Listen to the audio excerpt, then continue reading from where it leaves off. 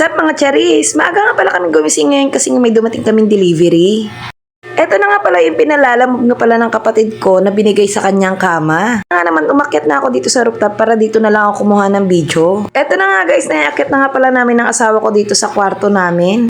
Sakto nga lang yung sukat niya at pwede pa nga pag may natulog dito, pwede pa nga dito sa baba. And finally nga guys, hindi na nga kami matutulog sa semento at eto nga may kama na kami. Kitang kita at halatang halata naman talaga na hinihingal at napagod talaga yung asawa ko dyan at tumutulo pa nga yung pawis niya. So sabi niya nga worth it naman daw yung pag-akyat niya dito ng mga kama kasi nga may hihigaan na kami at malambot na. Eto nga guys, pagka-out ko nga sa trabaho, nakita ko nga tong kwarto namin, ang ganda na. At syempre, masarap na yung tulog ko at makakapagpahinga na nga ako ng maayos. Mas lalong mapapasarap na talaga yung tulog namin neto at salamat nga pala sa kapatid ko. Ay, sa'yo makakatulog na ako ng mahimbing. Thank you!